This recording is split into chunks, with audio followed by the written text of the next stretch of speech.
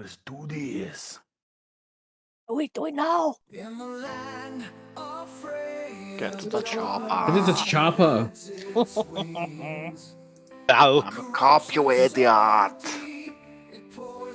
I had the Kerrang radio on before, and Let the Bodies Hit the Floor played, and I was like, oh my god, this would be so awesome to play on one of our D&D battles. Let the bodies hit the floor. Let the bodies hit the floor. And I could just You're not imagine. going to believe this.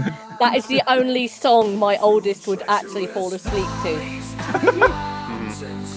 Okay.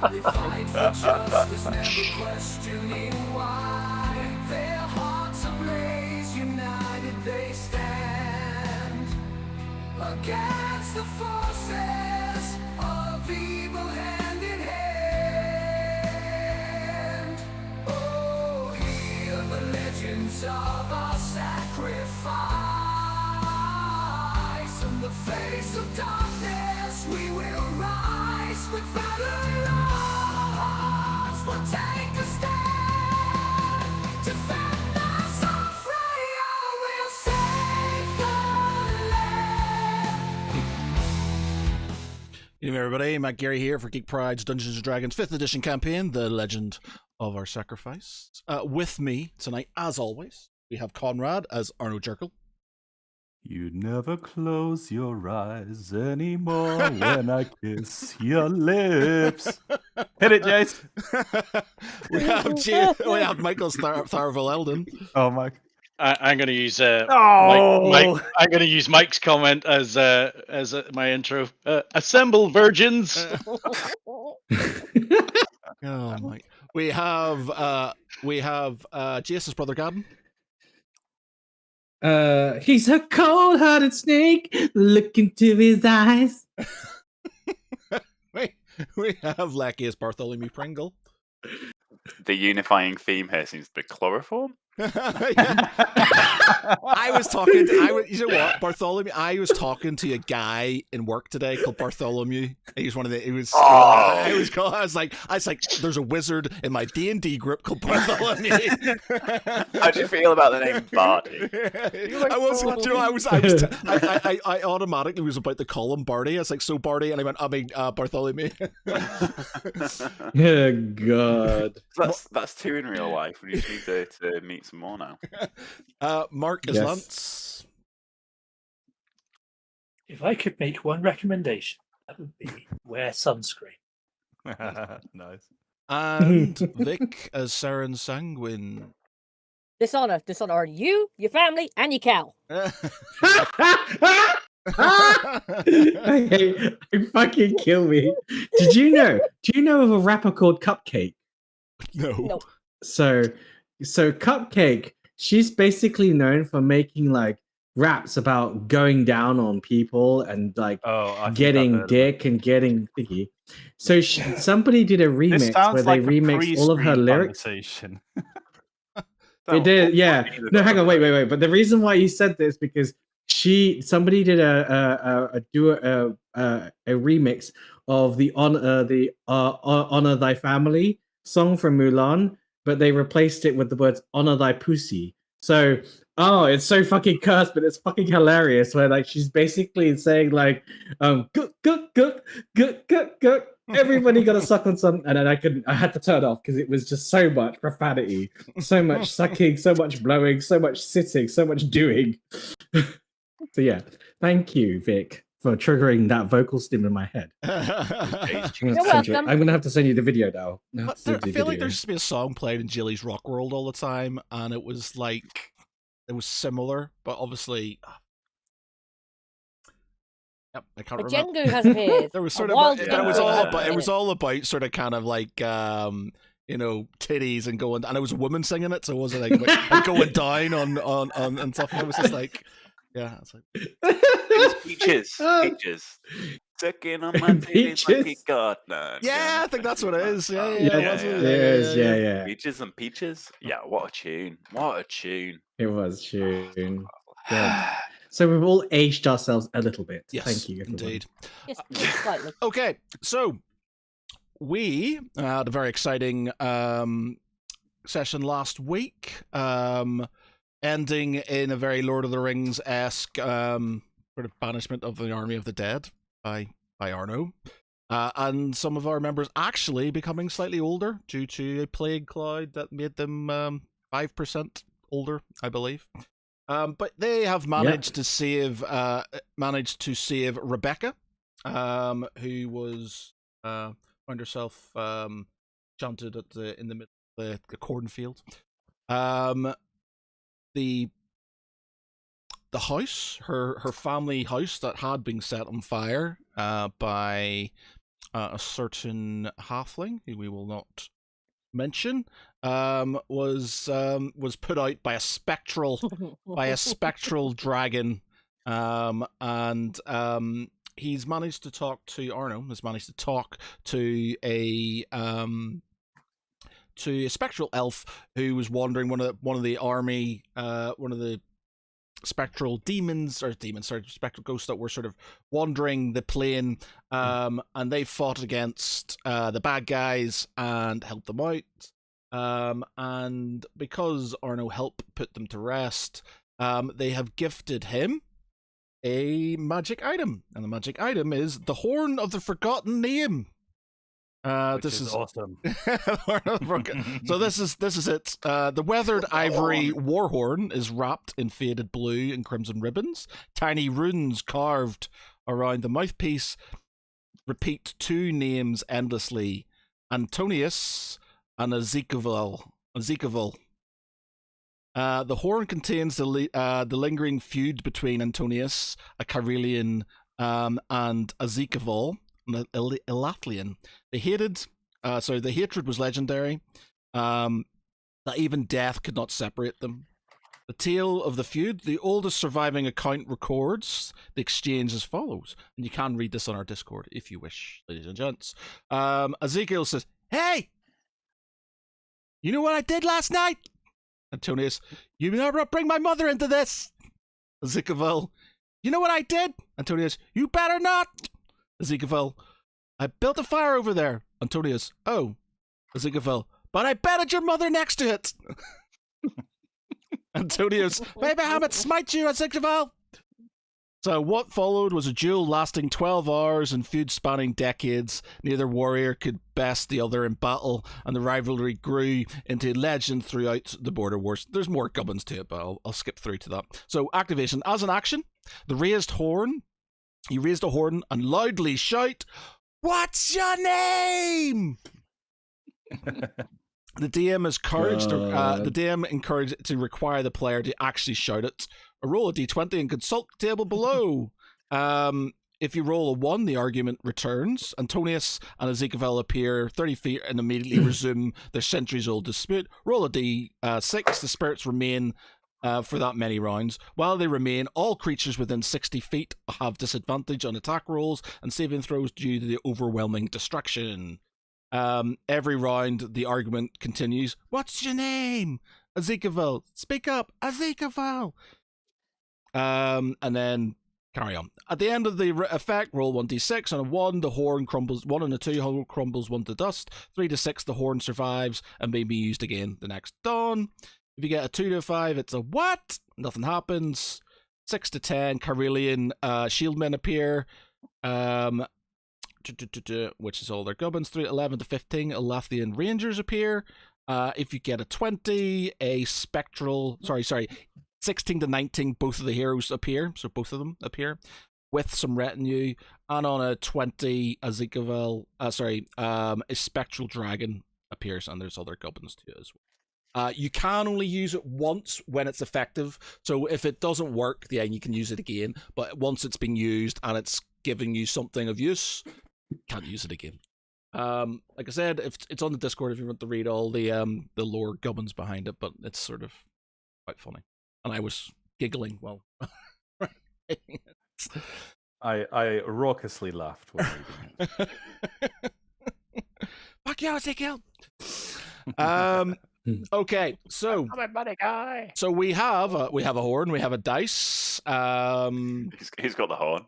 Who's got I've got the horn and the dice. Oh, you stood.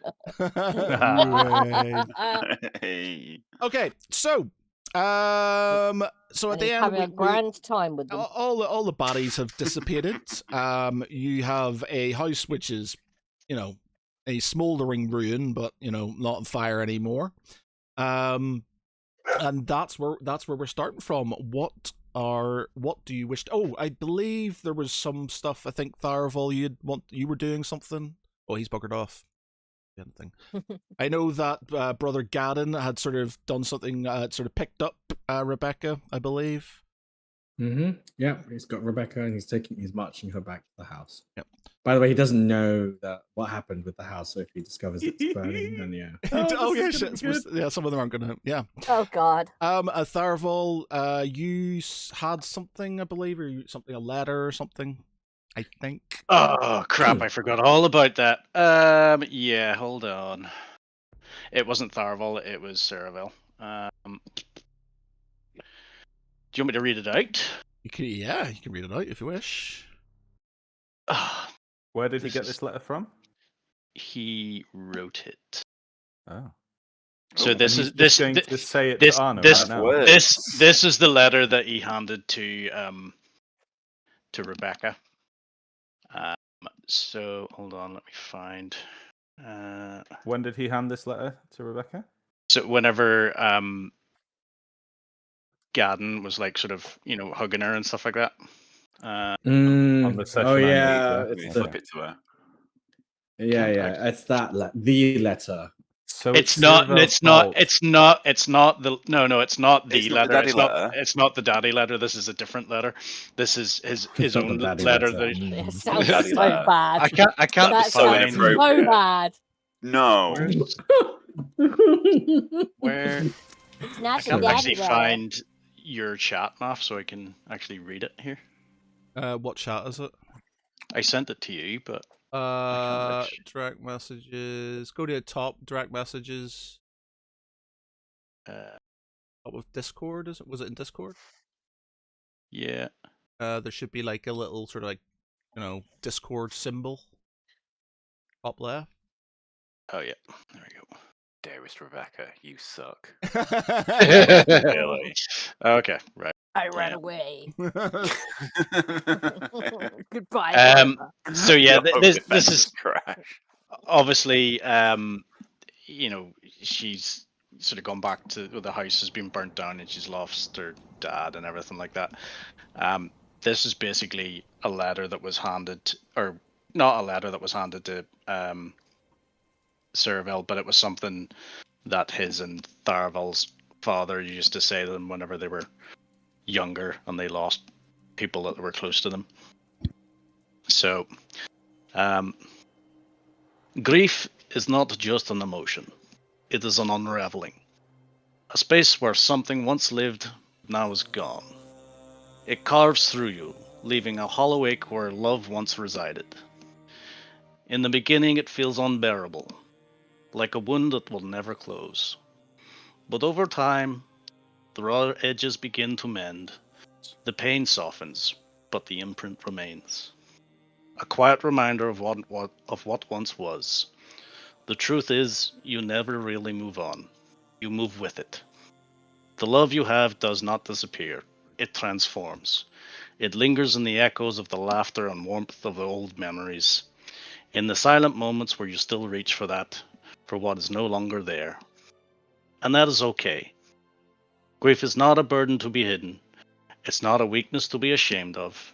It is the deepest proof that love existed, that something beautiful once touched your life. So let yourself feel it. Let yourself mourn.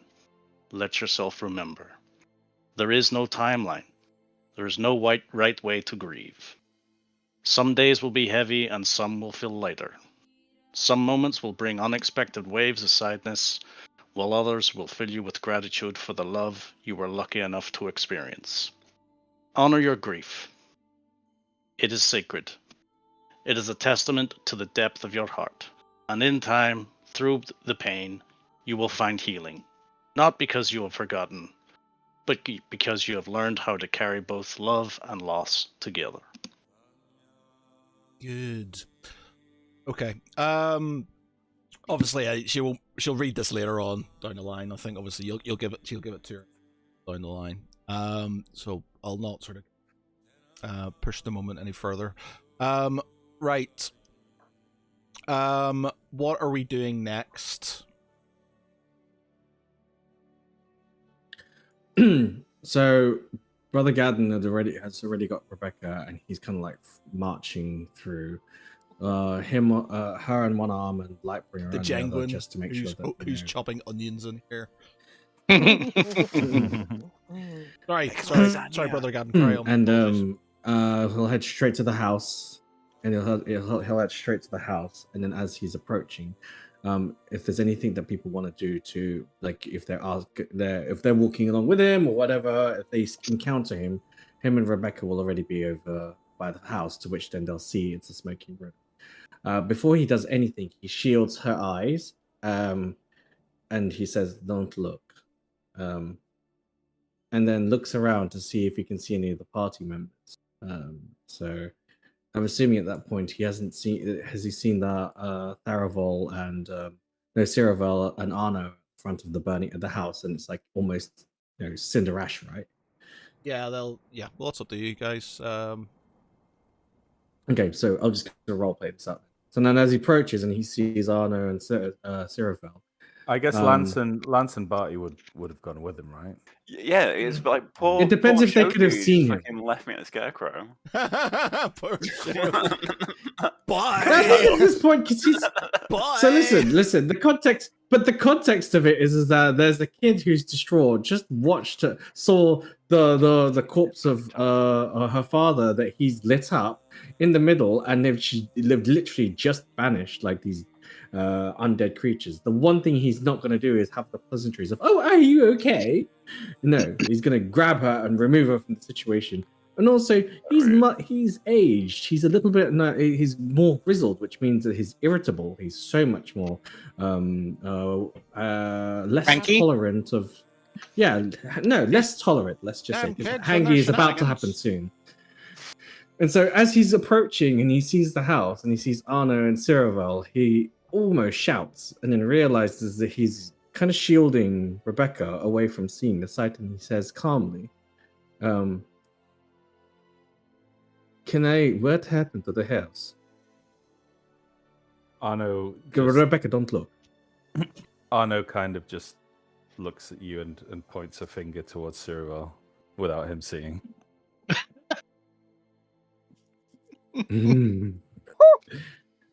So we don't have a place to go to now because somehow it is inexplicably just set alight. Let's Great. focus on I believe what's important one here. of the many demons was probably responsible. Okay. The ghosts. Well, we need somewhere to rest. I believe Barty's tiny hut is still there. Does it need concentration? No. It is Once it's up, it's up. Goes for 8 hours, mate. Way. Yeah, But all would the all roof night have long.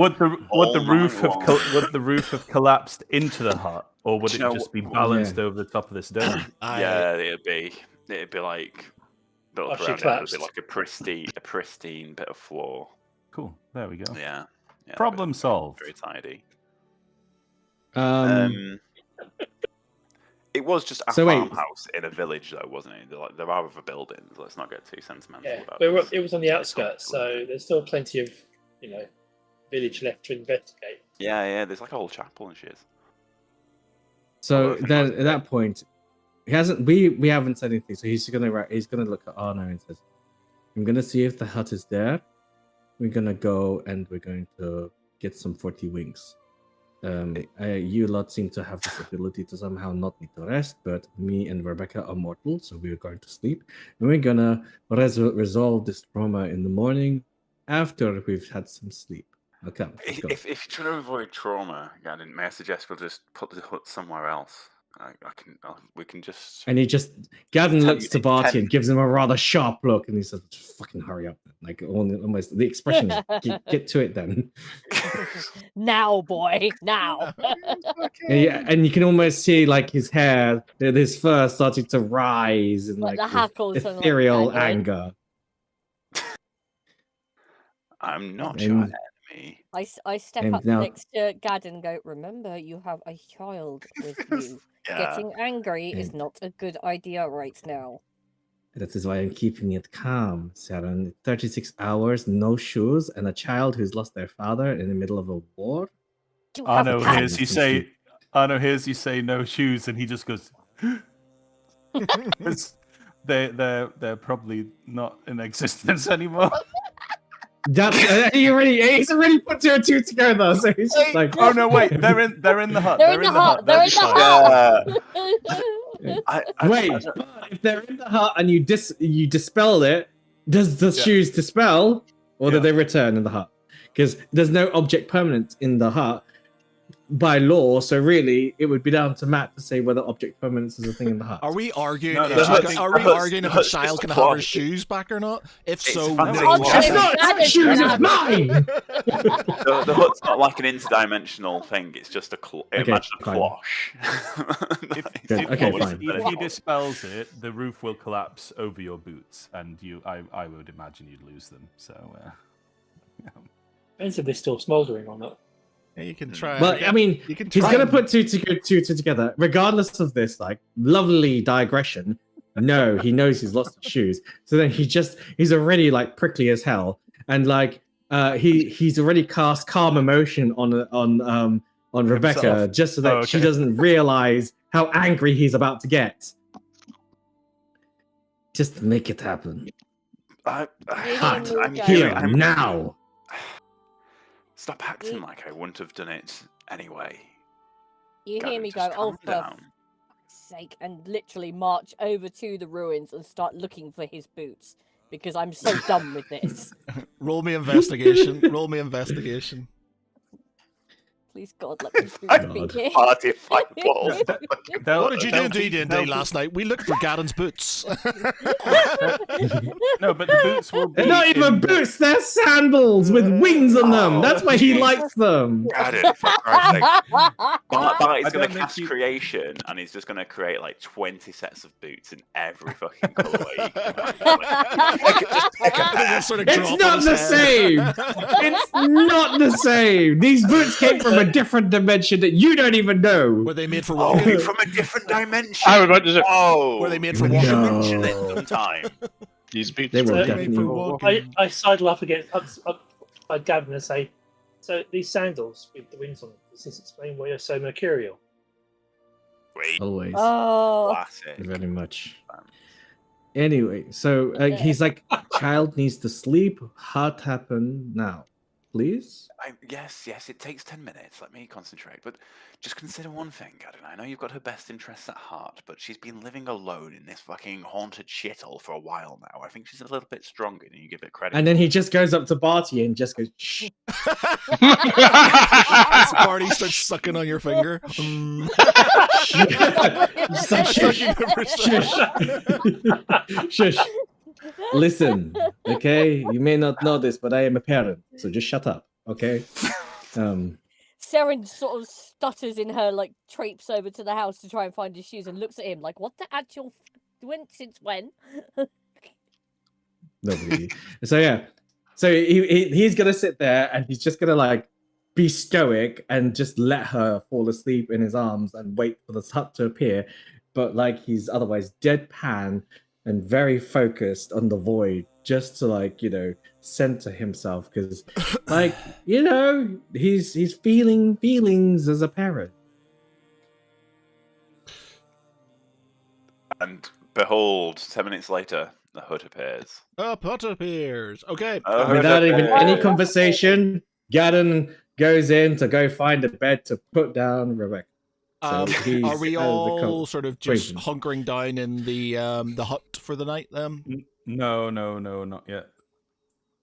I would Barty once shall the hut, sleep.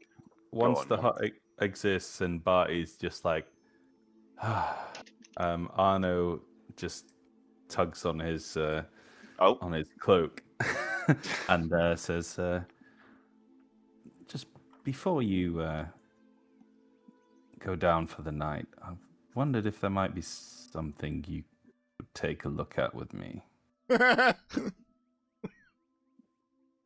Not not ominous at all. This? How What is it? it's easier to show you. Sorry. It's about 8 inches long. Sorry, I meant to do this one. Sorry. Sorry, carry on. I've ruined the moment. If it's a delicate matter, we could go to the back of that pile of ashes. No, it's in a specific location. I feel that you might have the expertise to understand better than the others. Come on. This is not getting any better. Some time away from the lion child will help benefit everyone, I think. Okay, so Arno takes him around the corner and leads him out of the gate here into this field. Sorry. What's happening? Arno's finally taking me out. And he heads south, and when they get here, he sort of points to this stone structure in the south, and he says it's just over there, and leads Barty down to this sort of cairn area. The stars are so beautiful. Arno grabs your hand. No. He just sort of thinks. She's getting all flustered. She's got a fan out. She's like, oh He my says, God. I don't. Plan on and everything, and it's doing nothing. I don't suppose you saw any interesting things happen before over the battlefield. I don't suppose you saw a dragon. A dragon? Did I see a dragon? You did not see a dragon. I tell you what, Arno, I did not see a dragon. But me and Gadden were deep in the shit. Scarecrow was absolutely terrifying. A dragon, you say? Yeah. What, a brown, like red, green, black? No. And he then just looks to the stones, and it originated from here. And call me crazy or not, but I feel like this place may be of some importance. There's more I must share with you all later, but let's just get a read on this. Would Barty remember a dragon from his history check? You know, when he knew about the battle and stuff that had happened on the site. Yeah, I suppose so. Or If is there it- was sort of something relating to it, yeah, why not? You could. So you would say that a great sort of drake, sort of one of the last Elathlian royal family's sort of drakes was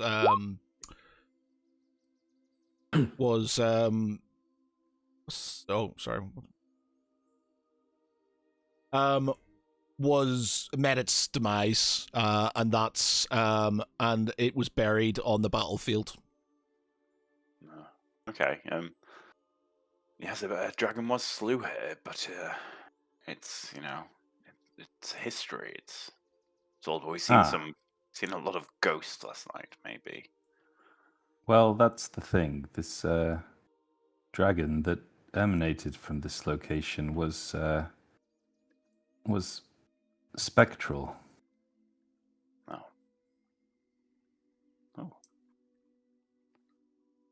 Do you sense anything here? Any magic retention? Any deciphering of these, what seem to be runes on these stones? Yeah.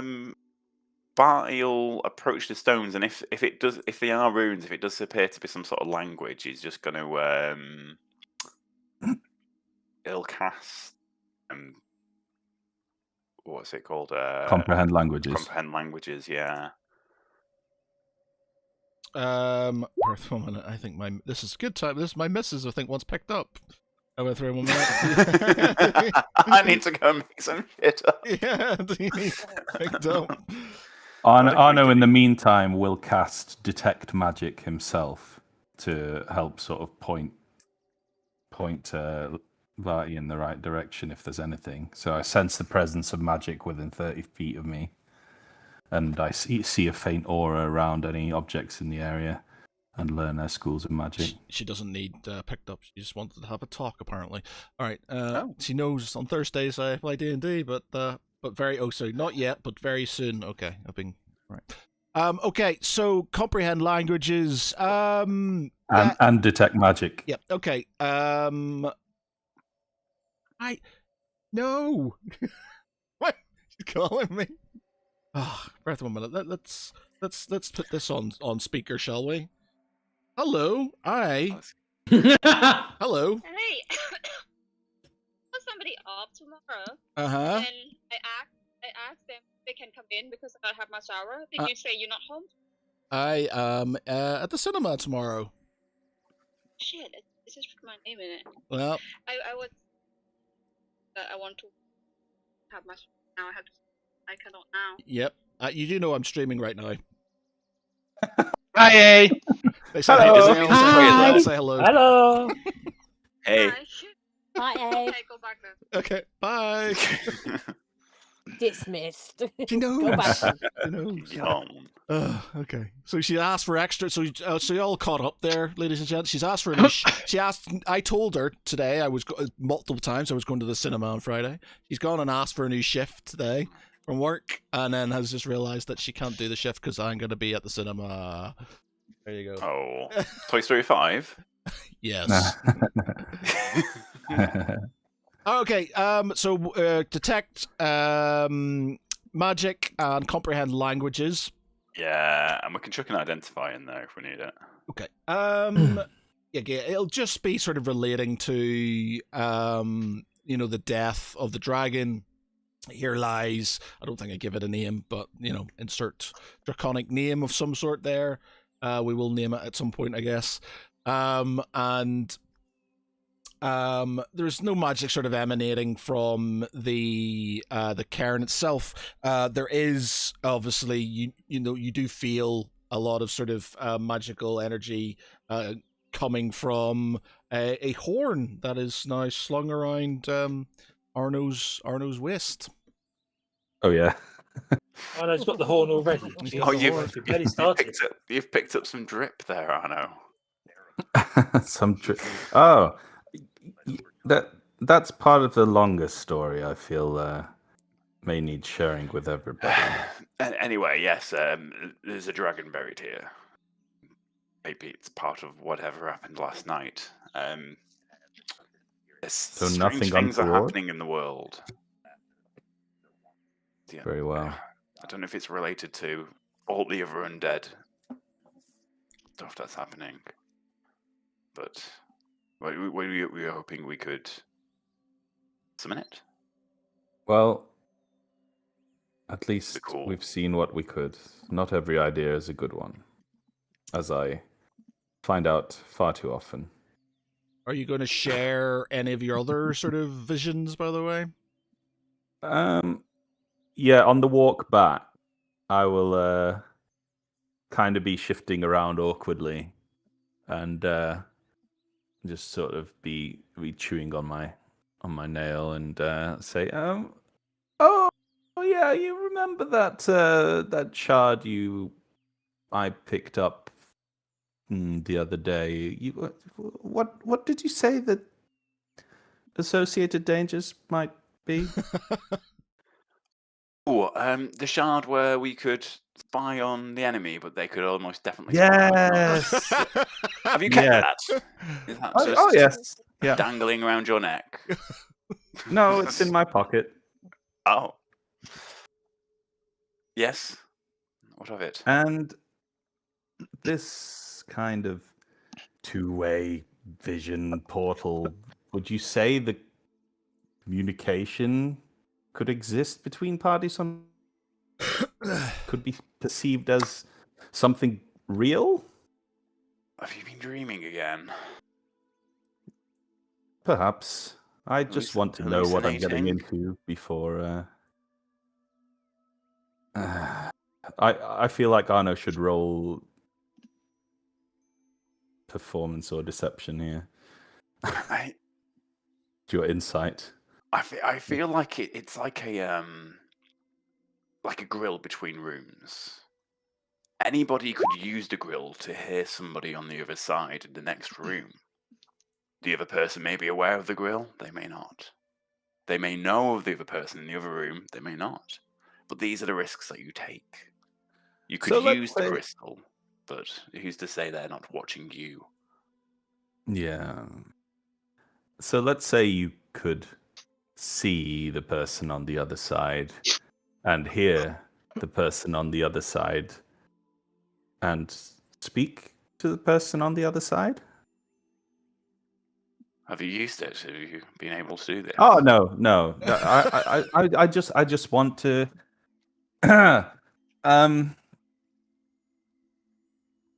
and he kind of his train of thought sort of sizzles out as he kind of walks along nervously.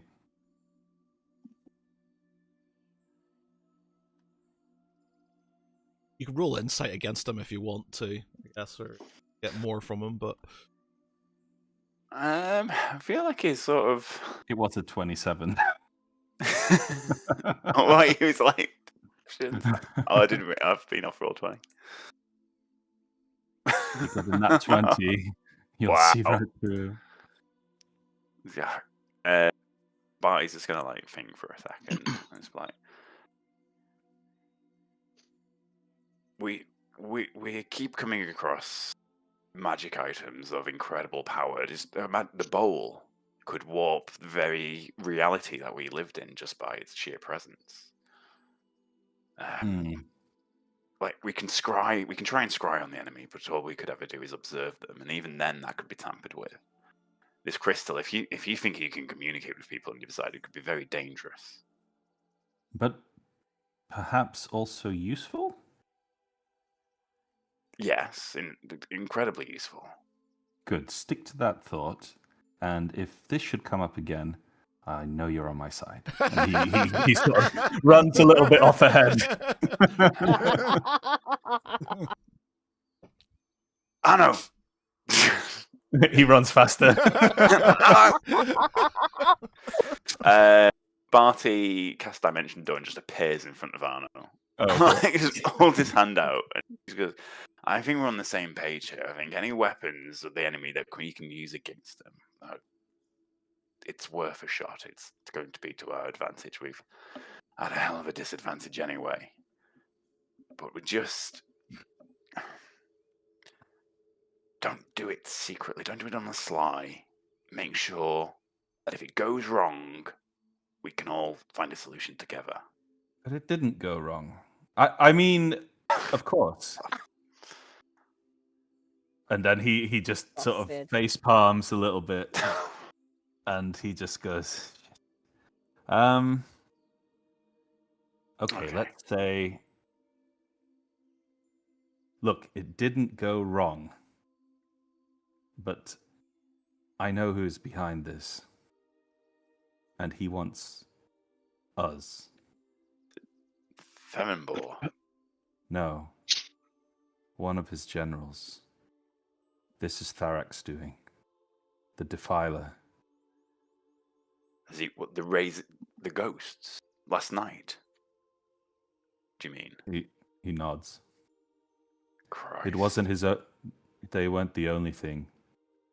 The lieutenant who was posing as the High Elven Guard before that we killed, that was his lieutenant.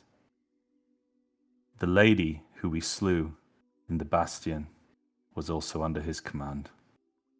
He's pretty pissed off, but he did not seem to know of their demise.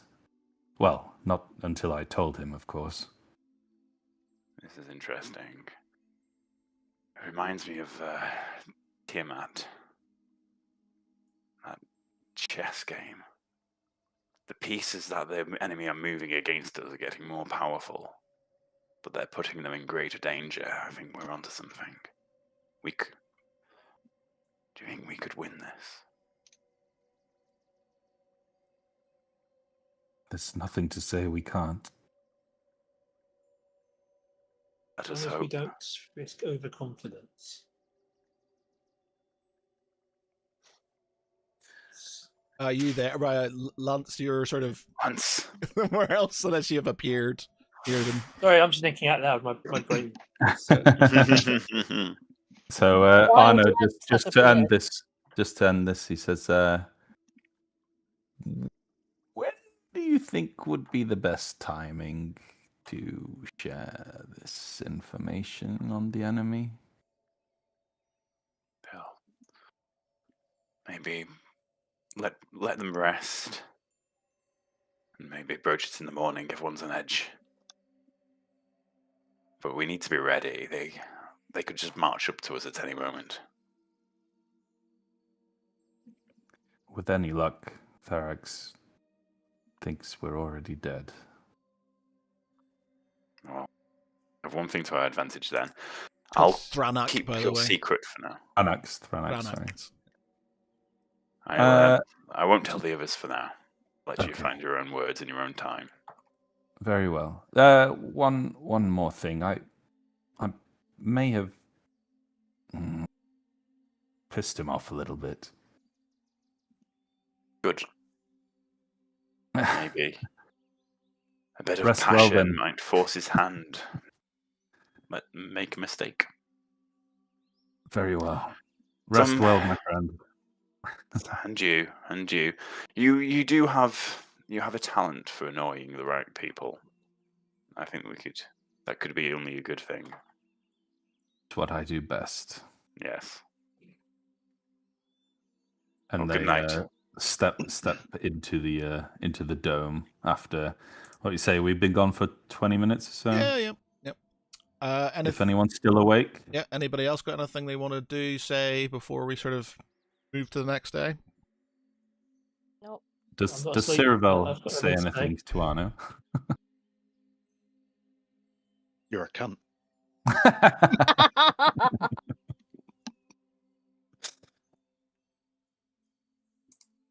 I'm Okay. raising an eyebrow and say, "Is there anything I should know?" Serve you. Your audio's echoey, by the way.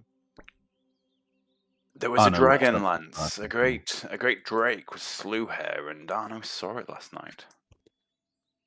One of the many spectres that visited us. Visited us. I was thinking Thereabouts. more of the house.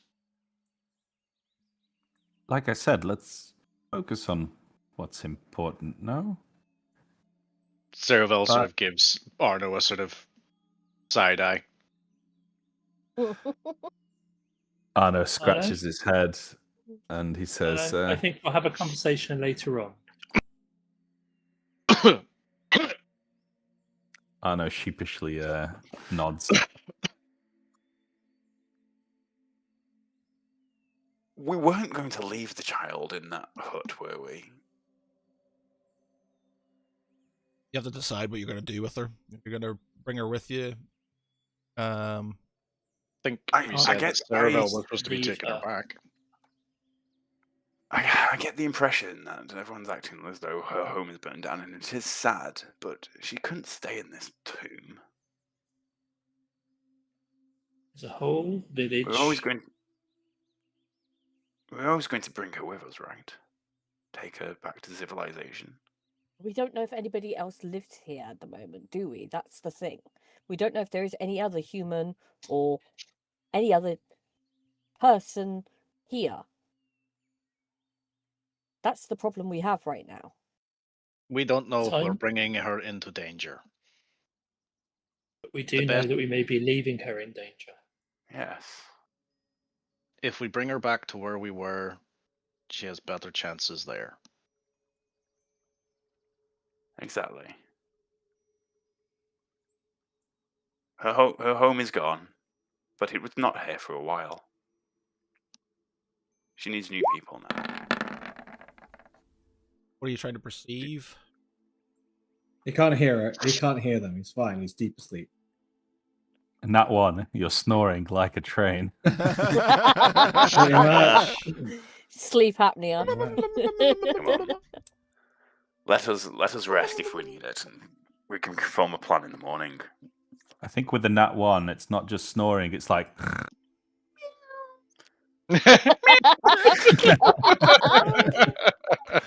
Oh, Feel look goes at up a him. bit. like a twitchy pause in his He's sleep. dreaming. He's dreaming, bless him.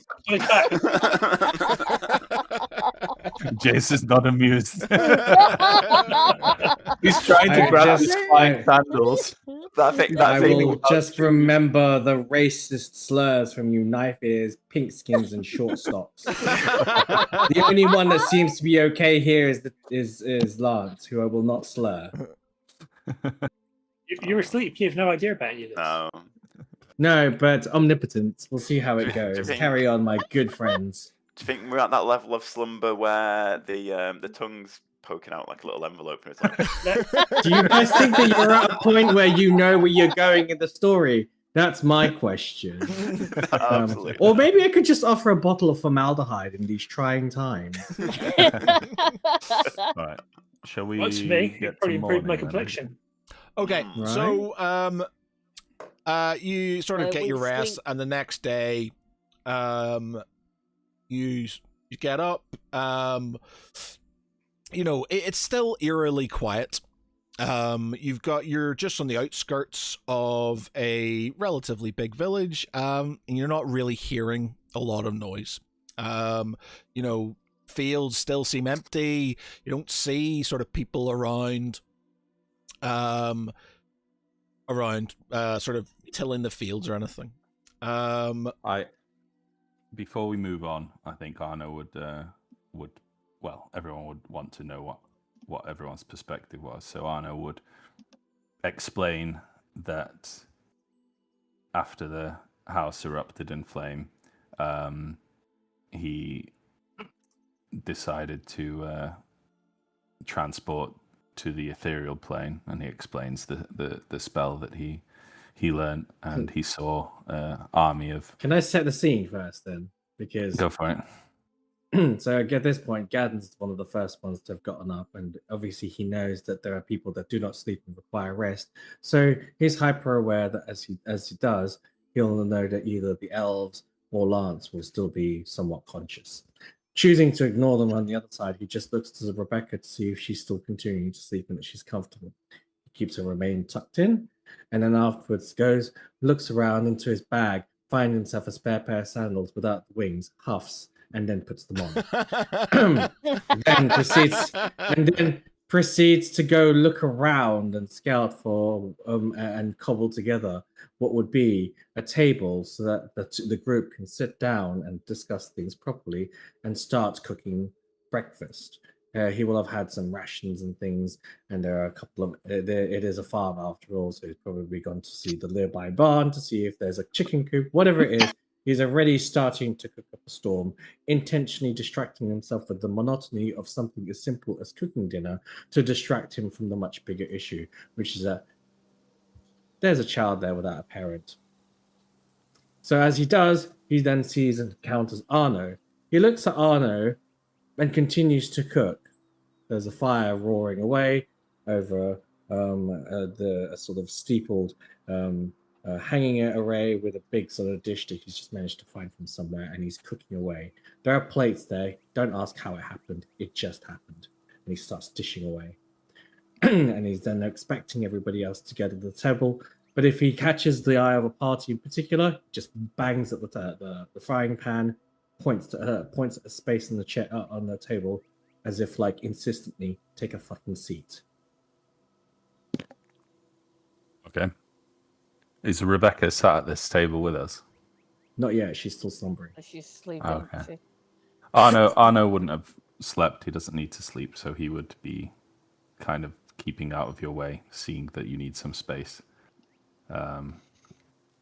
Trying to figure out whether he should talk to you or not, or just wait for the others, and he decides to wait for everyone to gather.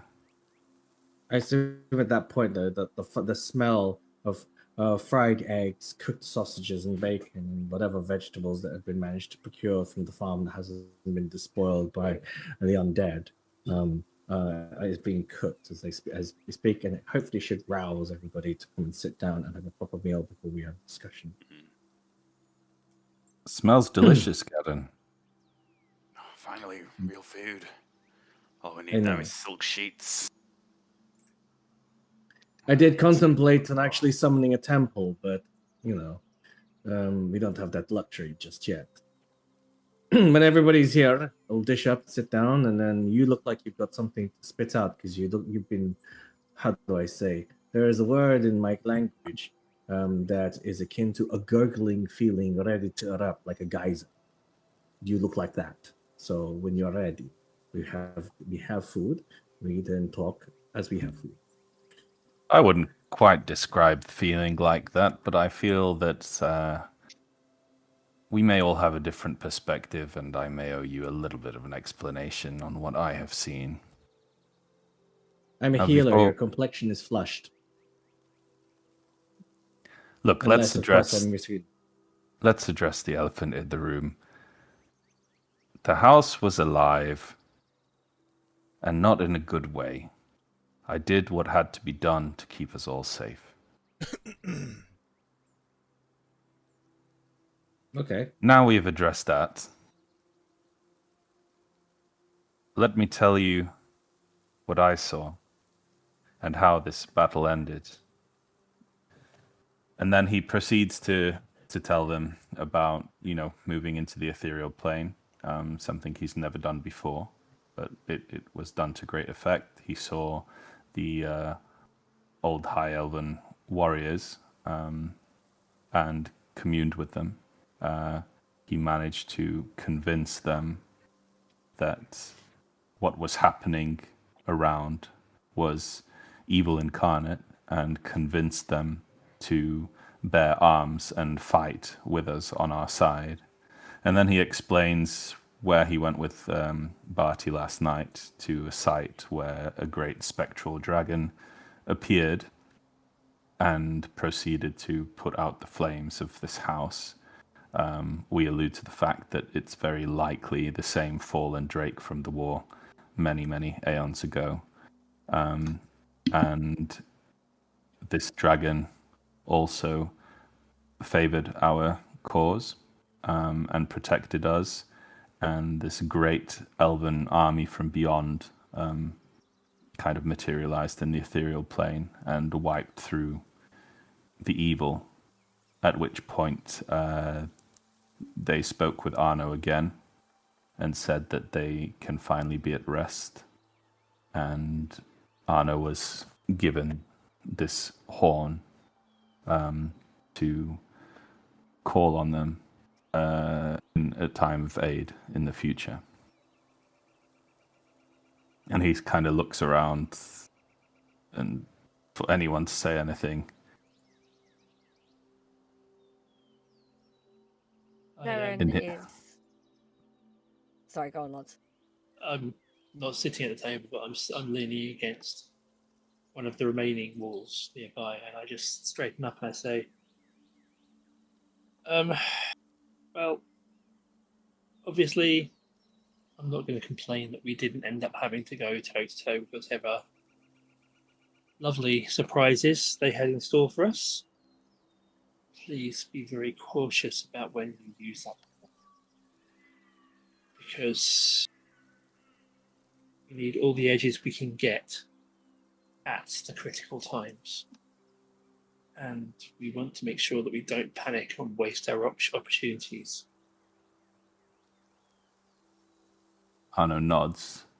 He says, that probably brings me to the next thing, which is of a great deal more importance, I feel, than what we encountered last night. I know who is behind this. I know who is behind the attack on our approach, and I know who is behind what we went through at the Bastion. Do you remember mention of Thranax the Defiler? Yes. So he's the cunt. to politely say it. He kind of looks at Barty for a signal. Oh, Barty leaves to go to the outhouse. and Arno just goes, and he puts his head in his hand. One of the items we procured from the lady we slew. What was her name again? Sorry, Ashvine. Ashvine. Lady One Ashvine. of the artifacts we Selena found in Ashvine. the aftermath of Ashvine's demise. You remember we spoke about it. Barty said it was some kind of seeing portal to another place. Mm-hmm. Thranex So you is- used it. Arno doesn't answer that, but he says Thranex is the one behind, well, occupying this other space. He Okay. Arno looks at Lance and then quickly looks away when he sees the disapproval, and he just fills the silence before anyone can talk. And he says,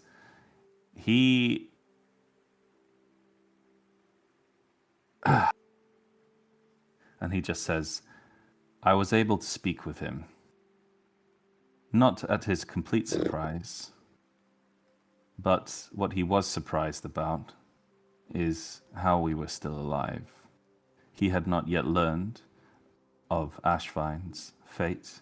He had not yet learned that his lieutenant in disguise, who aimed to stop us, had also met his demise. And while I communed with him, he also said that last night would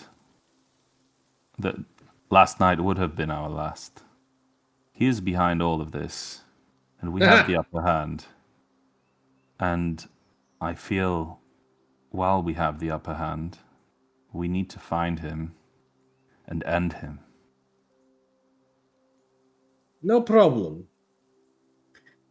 Give me the shard. Arno sort of looks and he says, why? But you can scry as well, can't you? Yeah. Yes, I can. So, one of us can do it. We can find him, and the shard is connected to him. So, we just cry, and we find exactly where he is in this locale. That's as simple as that. Then we go to him, take the fight to him. What If if the I shard is his, we can just go. But if it's what not, if I No, speak it's with him again? It's the what's her name? Ashvine's. Yeah, it's Ashvine's shard. Arno says, I'm not quite sure if Ashvine carried it on her person and he seemed to communicate with her. Perhaps all of these lieutenants have one. Or I have my other handy ability, God-given divine right, to understand the lore behind this general. I just need something a little bit more concrete. Now that you've jostled my memory, I have this name. I can cast a spell. It's very expensive, but I'll know everything about it, and including the location. It just costs a lot of money because of this particular component. It's my only thing. Arno interrupts you and he just says, oh, I could speak with him again. You know, try and lure him out in the open. I could sense he was trying to control me through the shard, but I was immune. He has no power over me. Okay, in that case, I see why not. I don't. If he has no power over you, and with me and Barty just by your side, anything that happens to you magically, we can counter. So really, it's just a case of whether you are confident enough to get his location and play the chess that I was playing earlier on, and see what game you can win. I will Arno say look- though, that you have a risk of you may have already incurred a risk of being cursed in any way, shape, or form. It's not. It's effectively their sending stone. But what we don't know is what kind of magics have been augmented to allow it to pass boons or curses through it. So the risk is yours. It's kind of like going into a brothel. You don't necessarily know what STDs you're going to walk out with. Having been into They many got doctors. brothels before. Arno looks to Lance, who is silent at the moment. and I he have to just go and says, pick my missus up. I'll be back in 2 minutes. Right, Yep. talk away. Fetch. Oh, we can catch Yeah, up. I think we could roleplay this out. Come. Yeah, yeah. So Arno get looks to upset. Lance, and he says, "What do you think?" My worry is not that he can't control you. My worry is that his underling has already affected Rebecca. And I can't help but wonder if your conversation, maybe you forgot to mention that it happened at the same time that all of us who don't sleep had a bit of a blank spot, which implies that possibly we may be vulnerable. So my Arno concern looks. there is He kind of thinks to himself. He's like, I guess the time would match. I didn't think of that before. yes, I had noticed that bit. So my concern is not that he can't control you. My concern is that if you're relying on Barty and Gad to protect you, they may be vulnerable to whatever he does, whatever he knows, which could leave all of us exposed except for you. And we're kind of tiptoeing across a ravine here. I don't particularly want any of us to accidentally step sideways instead of forward. So you would leave him I don't think. to control more No, evil from I'm- behind the scenes? I am simply pointing out that we need to be very cautious about how we do this. Well, the good thing is that there's two of us. Barty will just need to make sure there's only one of us that needs to really look after Arno whilst he's conversing. Either me or Barty, whoever it is, we're both magically capable of doing things. The only thing I can say is that I don't have the ability to counterspell. So in that situation here, we just have to whatever strategy we pick is down to us gambling basically and hoping that whatever outcome happens, it's not gonna be it falls in our favor. Can I ask a question? Unless anybody else has how robust is this shard? Oh no. Arno. We'd have to wait for the DM for that, I guess. Hmm. I wouldn't have been trying to break it or test its fragility because it's Oh, pretty. if we think if we're going to destroy it, I imagine that we'll need to use a magical item or a magical ability to Like a large destroy it. angry axe? Maybe, providing it's magically imbued, but we can't test that for certain. And also, why would you want to destroy it, the shard? Yeah, to what end? Let's just call it a safety catch. Should there be a concern? I'm thinking about just in case physical. at the moment. The physical being of a shard, magically charged, doesn't negate its magical ability.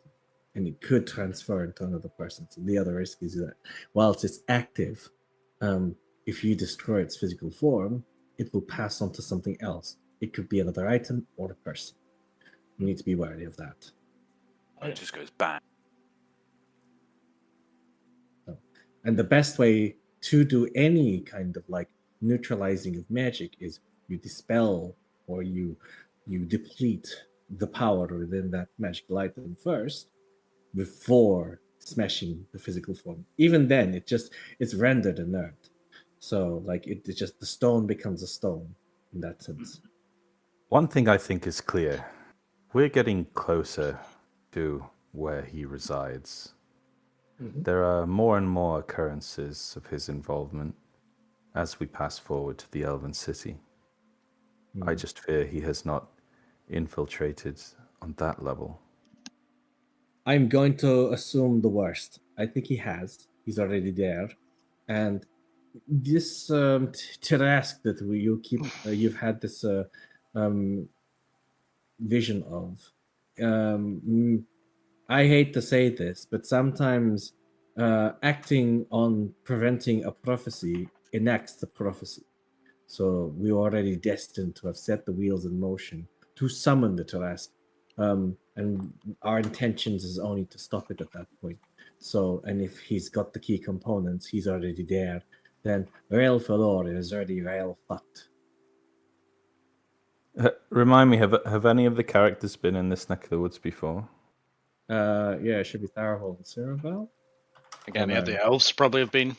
Okay. Yeah. Possibly So- me, bearing in mind my association with the Wardens. So Arno will then describe the place where he saw Thranax, looking like a deep kind of crypt, which isn't surprising to any of us, I imagine, and just ask, are there any, great mausoleums or crypts in this vicinity outside the city?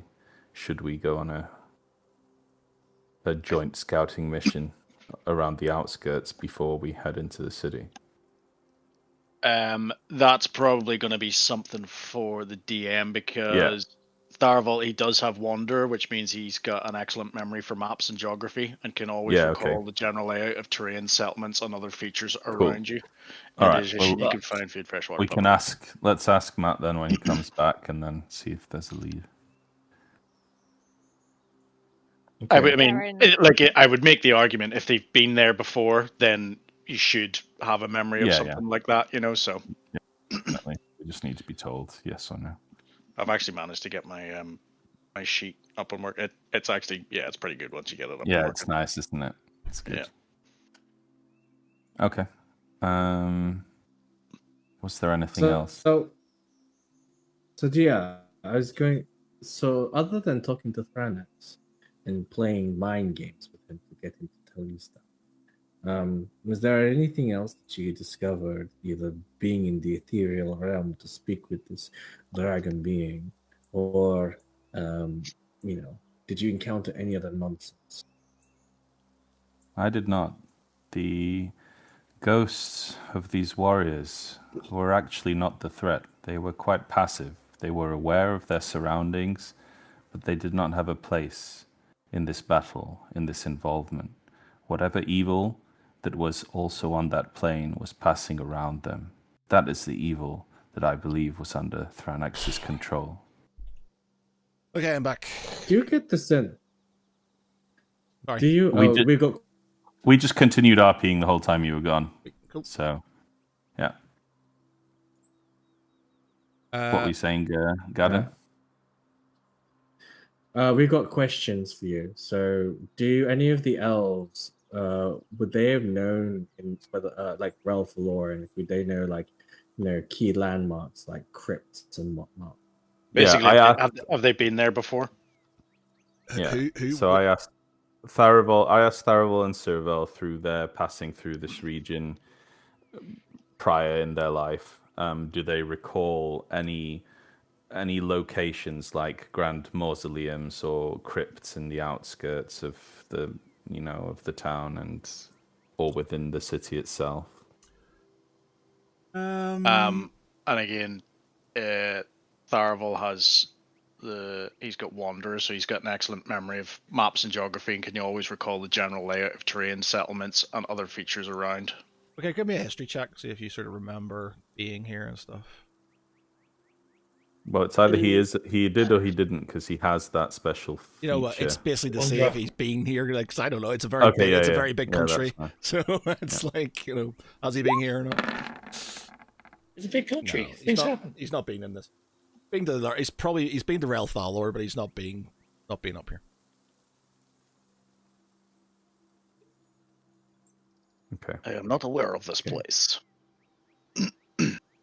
So what you missed, Matt, Um, we RP'd a bit about the shard, contemplating doing what next. Then I explained the location, what I saw, where Thronax was, that it looked like he was deep in a crypt somewhere. And yeah, just spitballing between us. I'll give you a So what you're thinking about, sort of using the shard to talk to him again? We discussed that. Yeah, we haven't decided to do that yet. We evaluated some risk and some plans, but we're not going to do that right now, I think. Yeah,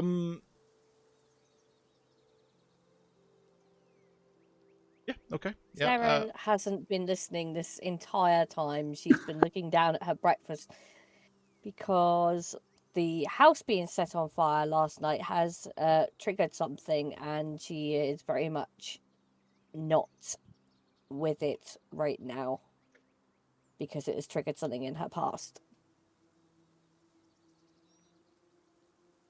Gadden turns to the blunt end of his fork and pokes her. Oi, you have not eaten your food yet. What happened? We suddenly had a knack to this, intestinal parasite. Huh? What?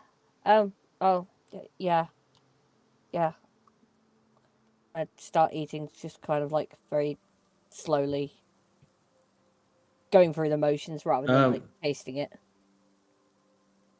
We're thinking about talking with Parnax to the shard. You know that, right?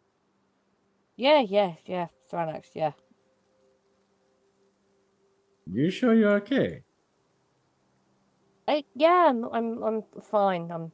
It's nothing. I'm fine. Long night, lots of dead things.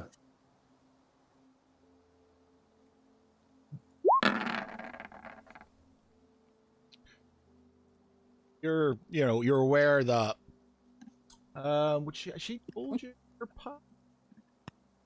No, not well. Yes and no. It depends on how deep we want to. We haven't really figured that out. We do know that she's got a rough past. Yeah. I think he knows a couple of bits, but not the entirety of it. Yeah, because I'm trying to think, because when we were in the conclave, didn't we all sort of have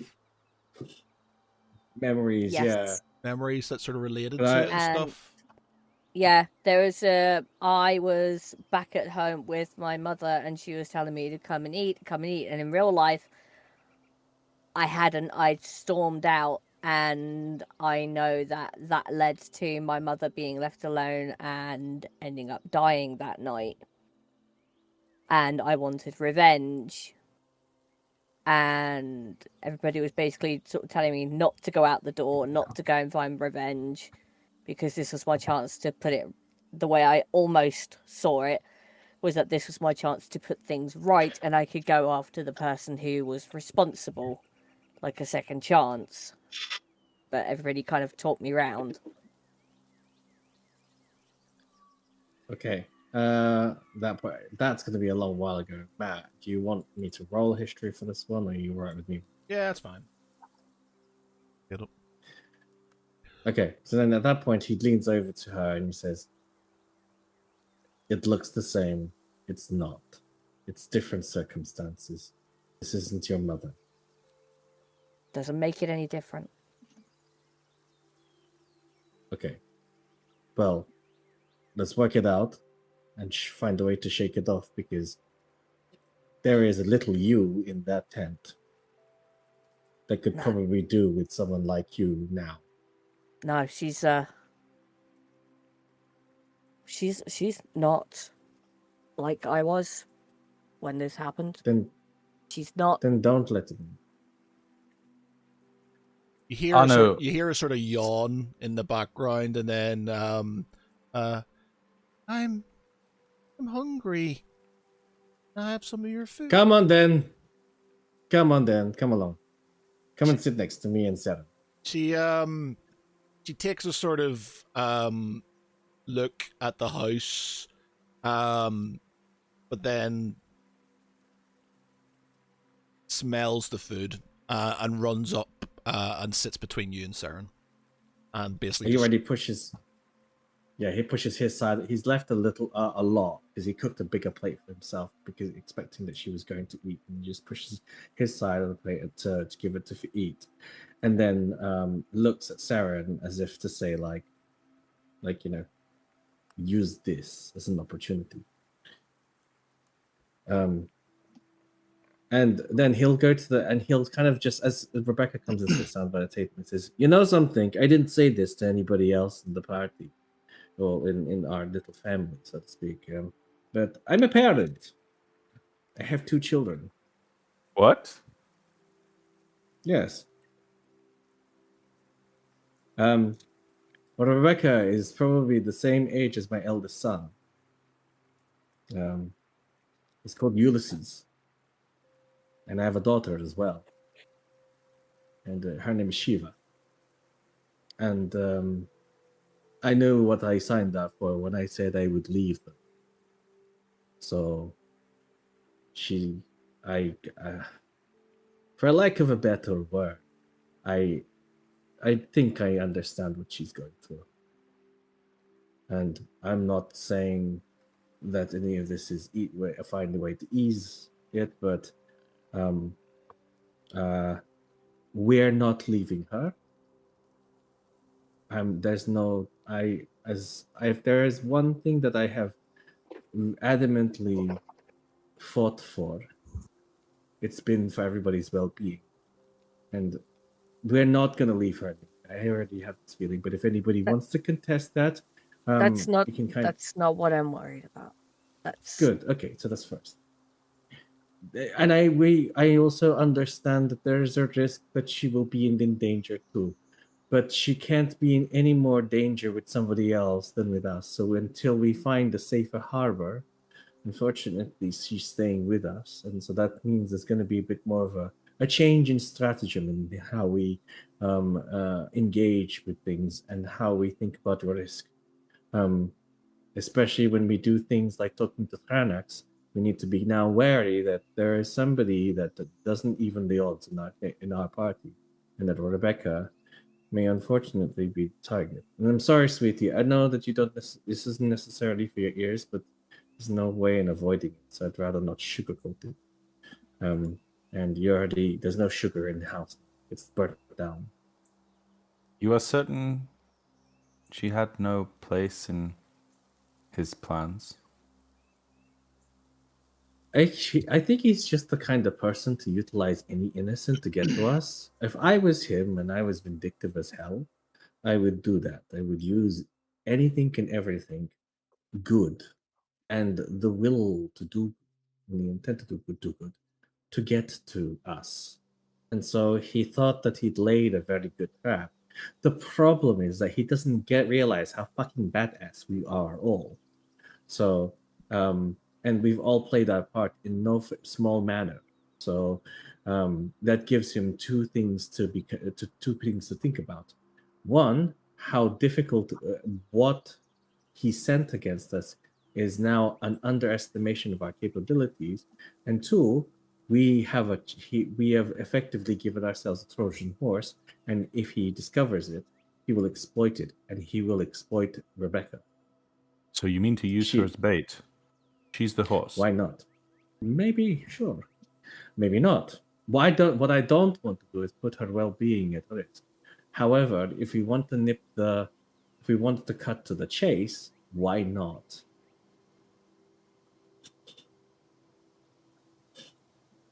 Theron stands up and walks out of the hut. Saravel's not super happy about it as well. I think he wanted to sort of take her to safety. I lean forward and say, She has already been used as bait for us. I Mhm. fail to see how it makes us better and how Bahamut would feel if we became way better than that which we are trying to destroy. I'm going to Because- call Pet. I'm going to call Pot and Kettle here because he just used the same thing with Lionel. And now, he is my lord as well, and I'm here to do his good bidding. But I'm also a realist, pragmatist, and a strategist at the same time.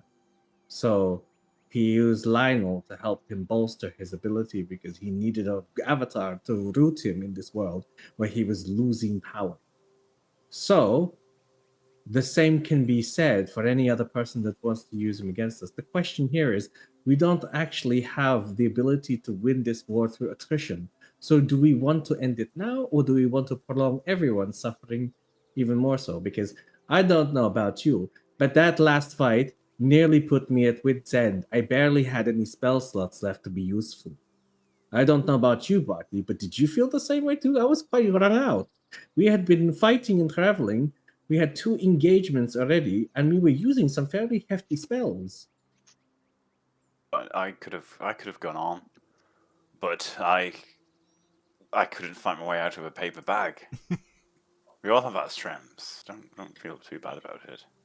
And then meanwhile, I'm the one that, you know, if you lot get fucked up and you start getting gashed, I have to heal you lot. So they know the stratagem. They understand. They know our profile. They will fuck over our strengths.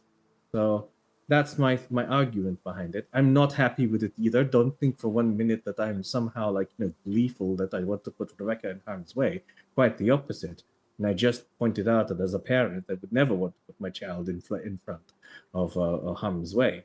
So I've suggested that, and if we are all against using Rebecca as a means to pull Thranex out of his hiding place, then so be it. We are going fox hunting. Just remember, we may be dragging her through lots of thorny bushes along the way.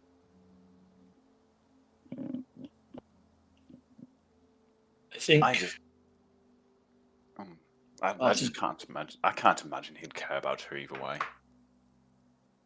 No, of course not. He's gonna get to us through her, one way or the other. That's why I'm like, well, what do we want to play first at the gambit?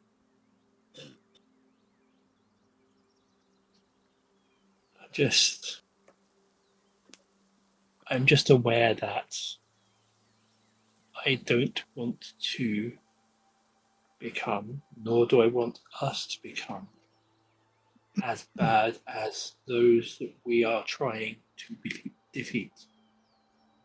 And I don't think we will, lads. but Like I the road to hell is paved with good intention. Correct? A little step here, a slip there.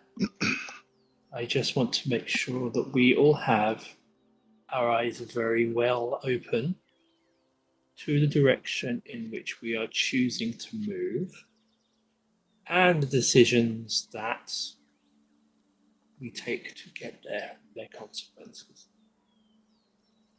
I think we're all past that point, Lance. But no, you're right. It's good to be reminded about it.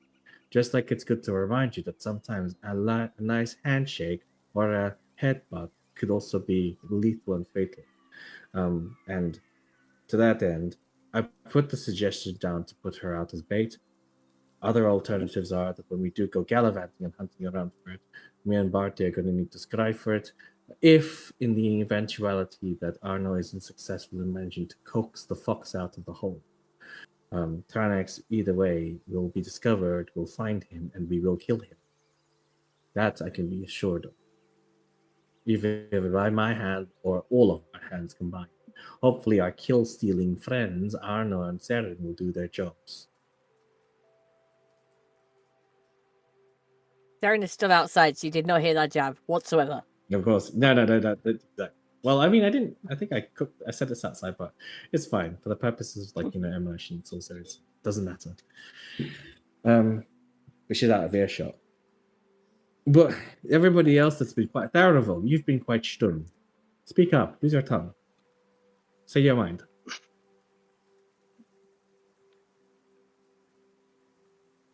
We're between a rock and a hard place.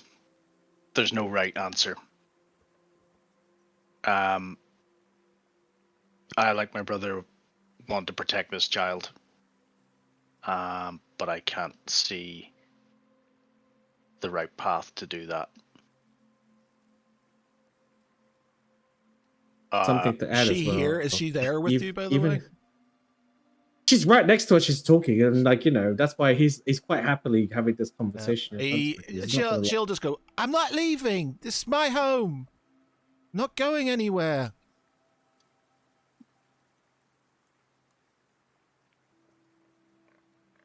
My father lies dead my father lies dead in these fields. This is my home. I can't And then what are go you going to anywhere. do with it? I turn and I First of all, kneel yes. beside her, and I just say, I understand that this is obviously traumatic for you, and that you have lost your father here. But we also want to make sure that you are properly protected and that you have a chance to get the opportunities that your father would have wanted you to have for a happy life, for a family. Because he's not here to do that.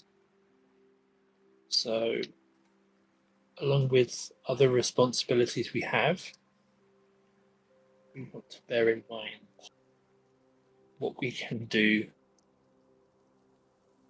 to give you a chance to move forward.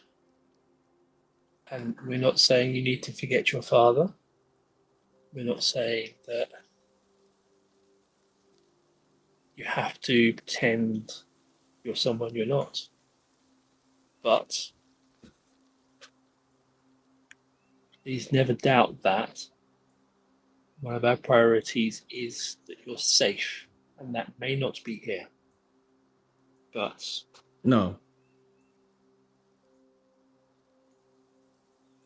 Anno walks up and he quickly just conjures something with his hand, and his owl Flynn materializes, and it swoops down and lands on his arm, and he goes over to her and brings it close, and he says, "Sometimes when we experience loss, people's spirits do not fully leave this world.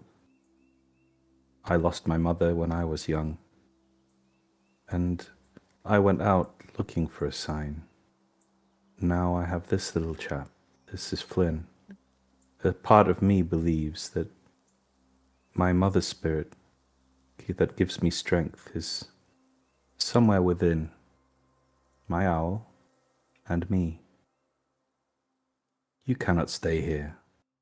Why not leave this place and look for your own sign? Look for signs of the spirit of your father. Signs come to us all the time, and it's only you that will know which sign is the right one. We will see you on your way. Just trust us. This is the right thing."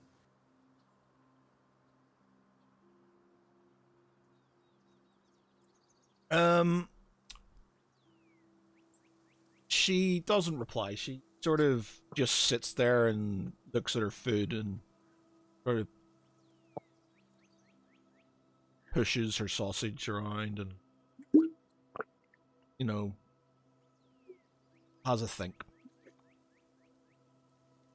You don't have to answer now, by the way.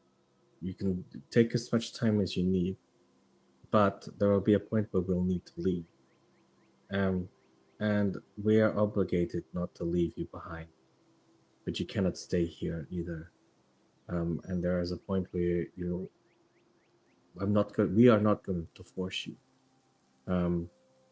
If you choose to stay here, we'll we'll find a way to make sure that things are as okay as possible. I would never want to leave. I don't want to force you either. But I also, you're just not a big, strong person yet. But we are, and we're happy to help you. And, and just like your father would have done anything for you, consider this as this is us saying that we will do everything in our power to protect you. And I don't know if you noticed, we're pretty good. We're pretty damn badass. I don't know. Did you see my big bright light? I nearly hit you. I'm sorry, but it was really cool. Arno Right? dismisses Flynn in the meantime, and he wanders to the back of the group. I guess the elves are furthest away, and he just says to Tharibol, says something's not right. She is not. I know she's a child, but does she not see this devastation? Does she not see the sense in logic? What if something yet ties her to this place? Maybe we should do another run around and ensure that we are able to remove her willingly. There's whilst Anna, are you saying this like loud I'm sort of enough, or saying not? this. No, I'm saying it quietly to the elves Okay, because they're fine. sort of a bit further removed from the conversation. Because out of character, Gadden has all the kit to be able to determine if she's bound there. So he knows if he can detect everything, which is why, like, if you do the sweep, you have to do the sweep with me. Mm-hmm. Yeah, of course. I'm just saying at this point. Yeah. For a second opinion. Right. If Cyril and Tharibol will be like, nah, it's fine, then we'll leave it. But I do not know what to think. You said yourself, she is a young child. She's been through a massively traumatic experience. Who are we to say what is going on in her brain? And I and my brother are not to tell if they're or have the experience to know that she is drawn or bound to this place for some reason. I'm the wrong person to be asking. She could just not want to leave. This is her, as she said, this is where her family has lived and died.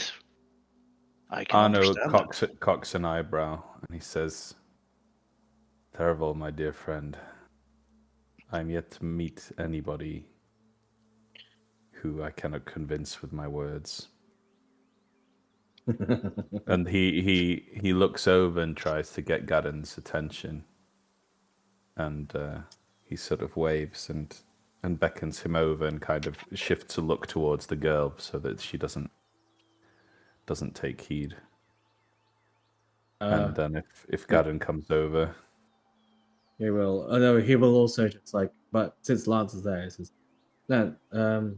And he kind of catches Lance's eye, looks down at Rebecca, and he says, "So, I know that's the cool effect. I'm going to tell you more about it, but I just need to take a piss. Just give me a minute." And he gets up, and then he's just going to head over in the direction to Anna and Tharibol and Cyril. So Arno will share his concern that something just feels off, and he will suggest or he will ask, could she yet be bound to this place? Is that what's feeding her reluctance rather than grief and a childish brain? It could be both. And there are two ways around it. You could either have the emotion fueling this that will bind her into place. Like, if there's a curse that will fuel it, for instance. The other direction would be that if it is the curse and it's feeding off her life force, it is giving this particular thing. Whatever it is, you are very right to assume it, because the reason why I took her into rest is because I kept her close to me so that if I could passively feel any aura around where I could detect evil or I could detect some sort of thing, then I would have done it. And I had hoped that like Barty would somehow do detect magic or something like that. But I guess you and him, as soon as we went into sleep, and I really needed to sleep at that point, you two had just gone off to do something else. So this is a good time to do it while she's like recovering her strength. The other thing that I am thinking of is that it might not be her, it might be this exact location that's bound. And I haven't consecrated the ground. I've not made it hallow. It takes a long while to do it. It's about a day's worth. And if you're saying that we actually found the spirit of a dead dragon here, who knows what else has been like imbued in here, thanks to Thranex. He's had more time here than we have. So that's what I'm thinking. And do you have we the have to do divine this week. power? Do you have the divine power necessary to at least give us a sign whether this is the kind Yeah, I of thing can- we're dealing with? I'll detect the good and evil, but if it is a magical ability, I can't detect that. I have detect magic as well, but Barty is better equipped for that sort of shit than I am. You often so dismiss me you'll as have- well, Gadden. I have a certain set of skills I don't use often. Because I didn't want to remind you that you don't have Kivi around. Jeez, I'm being considerate to your emotions. Do you want me to remind you that you don't have Arno, Kivi? Arno holds the acorn, hollowed acorn he now wears around his neck, and he says, "Oh, I have Kivi with me. As much of her as I need." Fine. So I won't dismiss you, but also I know what a warlock is capable of doing. You big one time. Do you want? I would rather save you for the juicy shot. If we need to use a big kahuna spell, you are good at that. What is it you're trying to establish here, by the way, with her? Are you trying to establish if she's... If why she's so reluctant, whether there is anything holding her here more than just her emotion. Hmm. Well, you've done detect good and evil. You know she's not evil. No, But- before. But now. Now that there's Because no I also have to look at clear evil around, is there still any evil in this place? You can cast it if you I want could to. do it now. Yeah, What's I'll do it what's now. the distance on it? 30 meters. 30 feet, sorry. Detect good and evil. 1 second. There we go. So he's going to stroll around the grounds for 10 minutes, basically, Matt. Yeah. And I will walk with him with Detect Magic up as well. Okay.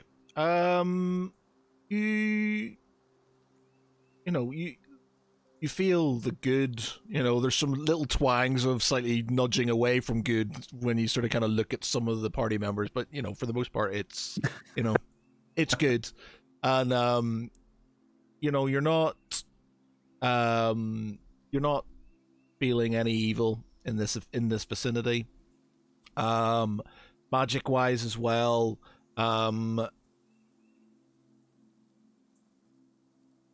You're There are not schools of necromancy about. not within that sort of that range. Obviously there is evil in that the shard. It's sort of kind of the shard that you're holding isn't sort of it's not liking that, and it's sort of not liking the some of the items. Is there any magical signature still coming from the ruins of the house? No. No, okay. I guess Arno So, just shrugs then and it says, "Stuff from the bag of holding?" No, I'm joking. He says, "Perhaps we just need to encourage her more forcefully." No, I don't think we do. I think you need to use your silver tongue. As much as I'm, I've just flexed my parental powers here. I wish I was as silver tongue as you when I was telling my kids to go take a bath or eat their food so they can grow strong like me. So do your thing. Give her the good reasons why she should leave, and then hopefully she'll come with us. But again, my point stands that if you decide to speak to Thranex about it, figure out which one you want to keep around to look after you. Because whoever it is, me or Barty, we're gonna be the ones fending off any attack that comes. Arno nods and he pulls out something you've not seen in a while. No, stop. And he pulls out that token from your home plane that you gifted Arno some time ago. And He says, I think about this often, but I also thought, did you perhaps keep some keepsake from your children, some trinket or a toy on your person? Perhaps It was the shoes. I could cope. That's why I'm so upset about it. My Ulysses made them for me. He made them out of a rare. The feathers are taken from his first hunt. He killed a griffin. It was impressive, and I think about it, and he's like tearing up a little bit. He's like, Oh God, you're gonna make me cry! Jesus Christ! Why did I have to ask that question? And he's like, I'm trying to get over it. The shoes are gone. I'm not gonna be able to recover it. All I know is that I've had two great memories with them. One with my children and one with you lot. So whatever happens next, I want you to just hold on to that trinket and cherish the memories that come from it, because I'll tell you now, my wife made that before she passed away. So, and I'm saying this all now because I can feel mortality coming closer and closer. I've been brushing with death quite a few times now. So, and Arno, you please do not reveal this to anybody now. Say it in my eulogy, my glowing eulogy that I want an epitaph in the middle of fucking somewhere. If and when I die, you can put it down there and say father and dickhead, something like that, and then there's a little trinket. But otherwise, don't tell anybody else, okay? And he's like wiping his eyes. As you Arno- are talking, Arno- sorry, carry Okay, on. sorry. No, carry on. I was just gonna nod and just place a hand on your fur and just say, I'm sorry, my friend. As you're both talking, the shard in your pocket becomes very hot. Starts to become very warm. Okay. Arno quickly snaps out of, his gloom and just sort of jumps back, and he sort of feels his pocket. Like, how hot is it? Like Just burning warm? hot. Burning hot. Burning. He puts his hand in his pocket and he withdraws his hand. He goes, ah! As you sort of kind of reduce your hand, it sort of flicks out, and then it starts to sort of hover in front of you all, and you hear sort of like a cackling coming from the shard.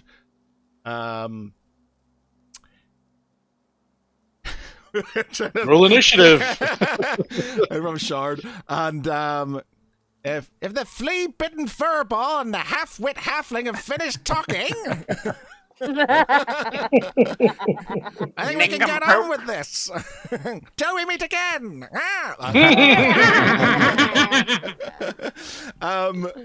So it's like, he says to you, so you hear his voice. And he says, "In tangled depths where sunlight dies, I wake with fear fills midnight skies. With arms like storms I grasp and take, whole homes I drag beneath the lake. No foot I tread, no lungs I breathe, yet villages fall. To me beneath, boats whisper tales of what I've done. 1,000 voices drown in one. Come and get me!" And then the shard just drops to the ground. This fucking cunt. Arno goes, language, and points at the girl. Oh, Are you sorry. here going, Oh. cat. Oh, God. Sorry, I just the hell. Okay, so sorry, I'm completely off culture, but we were at Michael's house. When was it last? When was I back last? Christmas time? Yeah, Christmas. And was it Christmas? I think it was Easter. And Easter, yeah.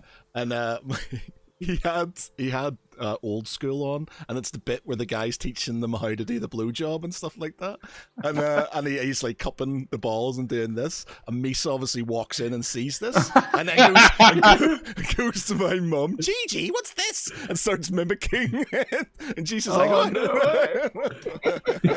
God, that's terrible.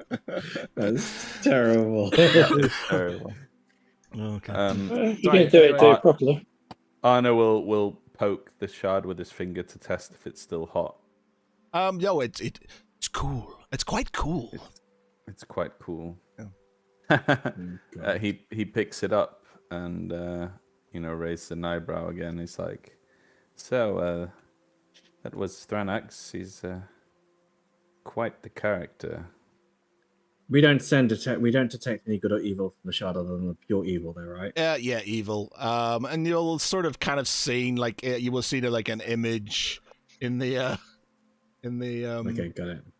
He says, Arno says, "So, anybody decipher what that meant, or were they just ramblings of a madman?" I think he's talking about being in the middle of a lake somewhere. He says they doesn't breathe, they swallow things. I'll say it Sorry, again. So, this entangled is- depths where sunlight dies, I wake when fear fills midnight skies. With arms like storms, I grasp and take. Whole homes I drag beneath the lake. No foot I tread, no lungs I breathe. Yet villagers fall to me beneath. Boats whisper tales of what I've done. 1,000 voices drowned in one. See a kraken. To the Kraken, or it's a tidal wave. It's definitely related to the. I'm shit at riddles. Where's and the I can never nearest? get them. Where's the nearest lake? Right next to There's us. one One of us. Yeah, it's in this. It's in the town. So there's something in there. It's either a kraken or some sort of sea creature. I fucking hate this. I don't like water. You're a cat. Did Darrell cat? say that out loud? Like, we're all in earshot of each other after walking around. So did Darrell say that? Because he's just gonna be like, if he heard it, then yeah, he'd probably give him a pointed look. Arno says, so I think we at least need to take a look here. Who's going to stay with the girl? Seravel steps forward. I'll stay with her. I think You're he still just needs scared to of what I'm gonna do next. Arno smiles. To be fair, Hey. it'd probably be safer going to the water because you can't cast fireball on it. He has a point. I don't think Seravel, you can't stay too far away. We need to be able to react in case you get ambushed. Whilst staying here in the house is an option, we need to move. And she can't technically stay here. So we'll need to convince her to come along with us. But when we do get to the lake to investigate, probably find a more defensible position that we can reach. I just hate the thought of not being able to reach her. Very well. Alright, should we Yeah. set off towards the small village in the lake? then? Okay. Place your guys where you're going to walk to then. We're going for a Where's cold the- water dip. They're hexes, so you can So- stick them in sort of, obviously. We're going swimming. I guess we'd use this trail, wouldn't we? And head Yeah, up through probably this use the way. trail. Yeah. Fireball runs Dr- over and shouts, "Cannonball!" So I guess they'd get to this crossroad first, right? So Yep. they're in view Okay, of everything. So you make your way up the sort of dirt path. The day is it's a bit overcast. But it's not as bad as it was sort of the evening before or the day before that. You come to the sort of at the crossroads and the houses. The shutters are shut. You roll me a perception check. Everyone, okay? Yeah, you can roll me a perception. Actually got my new character set up and everything, but I can't have them attached. Oh, nice. 20. I see nothing. You're still in deep I'm thought. still. Yes, Oh, I'm there's still a crit traumatized. fail there. We Get like, head up, we Ross. like crit fails, especially in perception God. checks. I So see he has nothing. okay. So he hasn't rolled. Gadden hasn't. I've had to like Oh, yeah, reload he roll has. 20. Okay. All right. So, you'll notice that there do seem to be people within some of these houses. You'll notice sort of like somebody peeking out to sort of look in and then shutting their shutter again. You'll notice a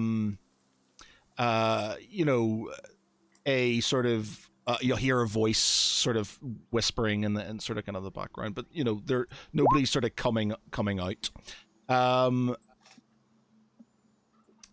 Tharaval, you and Ciravel sort of notice ripples in the water that sort of seem to be emanating from the center of the water.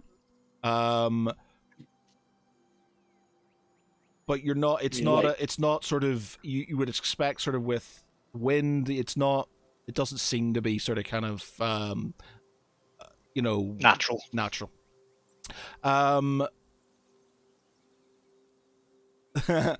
Saren.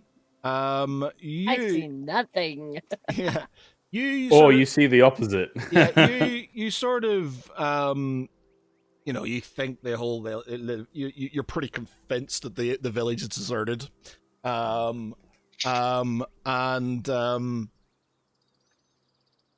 you. But you think, you see the sort of spire of quite a grand looking sort of, you think it could be. Well, I suppose you're Elvis, you'll know.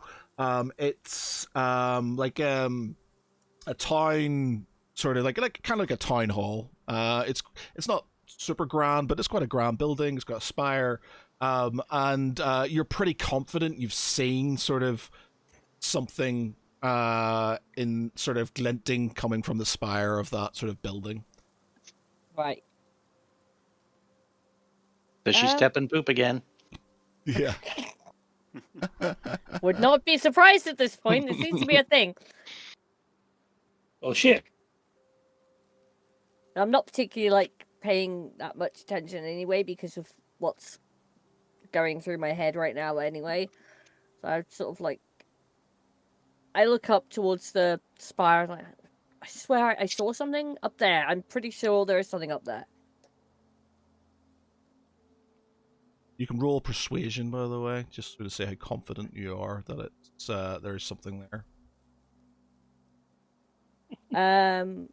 No, she's not gonna roll persuasion. 'cause Yeah, as you far as are. she's concerned- Yeah, you are. God damn it! Because you're sure. You're sure. I don't want to roll persuasion. Because my persuasion's crap. Well, that's good. Yeah, You're you're. less likely to get us in trouble. Yeah. So, yeah, she's confident, but you're, it's actually. I suppose you have to. What would be against persuasion? What would your? Well, I was going to say Tharaval and Ciravel they're basically saying something different. They're saying that that they see ripples on the water that are not but emanating from a natural source. Roll me. What would you roll against persuasion? Charisma save. Yeah, do a charisma. Or just All of you do a persuasion. charisma. Yeah. All of you do a charisma. Yeah. Oh shit! Yeah, I knew that was going to go badly. You believe her? Or insight? Would it be insight now? You believe her as well, Arno. Gadden, you believe her. No, I don't. I've got advantage on it. Okay, so you don't believe her. And- Barney, God. Barney is so he is 100% No. buying He's into that so- story. He's He almost already is walking subscribed there, to her newsletter and is sort of like. he's ready. No. Oh, Ciravel's actually It's doing so all right. good. Guys, He's guys, just I all- think she's really telling Terrible. the truth here. Okay, yeah. So basically, it's Barty, Lance, and Arno are the ones who are sort of kind of they're sort of kind of believing that she's a keen-sighted elf. Maybe there is something up there. Looks like a building of interest. But obviously, the rest of sort of there's pointing towards the ripples in the water. Militarily, it would make sense for someone to be on the spire to keep an eye on things. And we should probably not leave that at our back. We should definitely be concerned and keep an eye on it, if nothing else. And let's not forget, we were invited here. This has to be a trap. So, hear me out. I don't believe Saren for one moment, considering that her head is a little bit of a hickledy-hickledy at the moment. But I do agree that we should go to the spire. Why? It's the most defensible position, especially if we're fighting against a creature that is potentially hiding inside the lake. Then we'd have good and superior sight against it, and especially for the casters and the ranged folk, we'll be able to fight it. Now, the problem is that for Lance, you wouldn't be able to close the distance between the interloper in the ocean, in the lake, unless, of course, you're able to get to a certain point and manifest your echo on the side. Yeah, The I have echo is options. obviously the option. Yes. Well, let's go and check it out then. I don't see If why it not. We turns should out go to do be- it anyway. If it turns out to be nothing, then at least we have we've made it safe. Exactly. I see And no if, harm. and if it's haunted, then we all know what I can do. But yeah, we set it on fire. Yeah, we set it on fire. Can Again. you please leave the roof on it this time? No, if it's gonna get set on fire, it's gonna get set on fire. The roof will won't stay. Have you noticed that most of them have why am I in wooden a roofs? party with pyromaniacs? Because you're the designated Lord does- designated paranoid person? No, Eh. Sarah in another life must have been a fire marshal at some administrative building. I All have right, reasons. so That's why. I guess we collectively head up to the spire, or do we leave anyone back with the girl? No, I We think shouldn't. So it's okay. Saravel's staying with Rebecca, isn't she? No, Ceravel is. Saravel, but yeah, I mean, as Gadden has said, it's the brothers agree it's the most defensible and tactical advantage position, and it will give us a better sight of actually what's in the water. So they Mhm. actually agree. So Okay. Also, we so- don't want to split the party because we know that there is signs of life inside the other buildings. Okay. We just don't know what. And if, Saravel turns around and goes, "See ya." I need you. I want.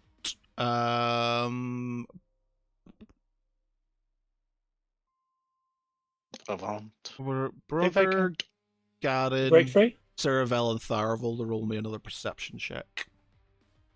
In a Sure. perception. I rolled a 20 on I have- perception as well. But Why, is I'm it, just gonna why invoke does it this- say 12 beside your thing? that's my charisma save. If you Ah. look up at my perception, it was a 20. Oh, right. Sorry, I've read. Yeah, sorry. Apologies. Okay, you can roll one as well then. second perception check. Oh dear. Nat 1. Oh no, it's not a nat 1 because of my ability. I'm lucky. I'm lucky. So, Ceravel and Tharavel, you sort of feel like you sort of glance back at the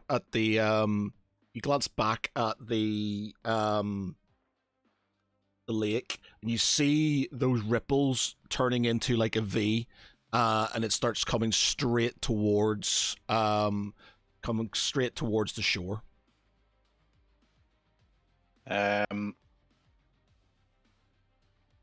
Not to panic anybody, but there's something coming towards us from the water. Run!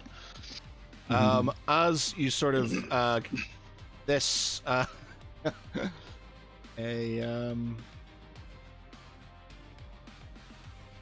Why does this sound like the intro to Teenage Mutant Ninja Turtles?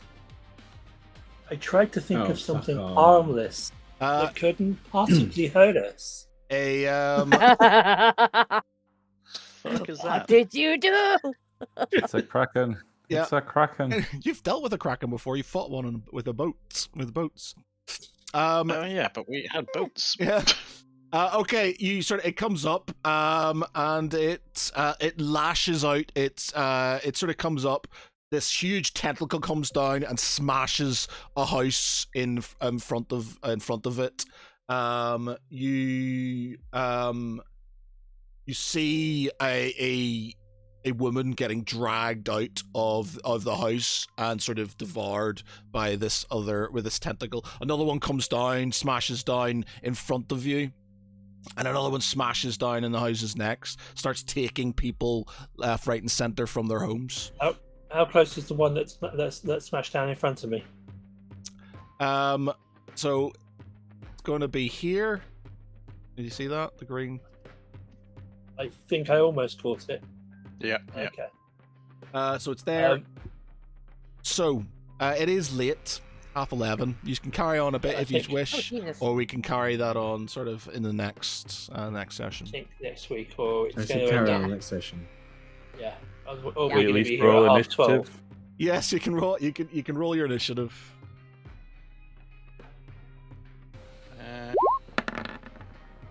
Where's that? Fireball. Oh, why? Oh dear. I didn't want to be first. Oh, I don't want to be up high. Oh my god. Oh god. Wow. Oh, Way to ca- blow the nat cast is- 20s, guy. Right? Jeez. Is my initiative there? Also, Lecky, you're Oh, Serval. you've been a mute for. Fail. Not good. Zeravel's being cautious. Cheers.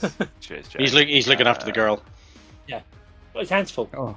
Nat Okay, so 20 we've got- initiative from DM as well. You got a Niasil who's first, Barty's next, Brother Gadden's next, Arno, Lance, Saren, Tharaval, and then the Kraken. At least the Kraken's last. The Kraken is Tharaval's just kind of looking about like, what the fuck's just happened? It's a. I always go first.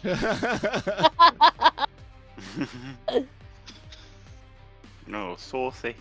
Okay, so we'll leave it there then. So right, very good, ladies and gents. Or- hold on. No, sorry. Oh, I actually see what I've done. The 11.2 is actually Cerevel's. Tharaval actually got a 24. Yeah, it's come up as that. So you Yeah. can see Cereval's 11.2. Yeah, Zeravel's at the bottom with I 11.4. just forgot. I forgot to click on Cerevel's token. when Oh I yeah, was rolling. so Tharaval is top of the order then. I was so confused there. So do you need to roll it again and then change it? I'll roll for. All right, so it's Tharaval's. What's your one meant to be?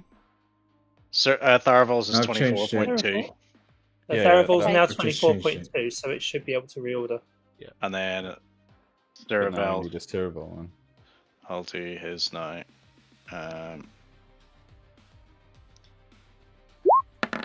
He got 11. Well, it's not much better. He's still going to be. Okay, so Tharaval, Niasil, Barty, Brother Gadden, Arno, Lance, Cerevel, Steren, and then the Kraken. Okay.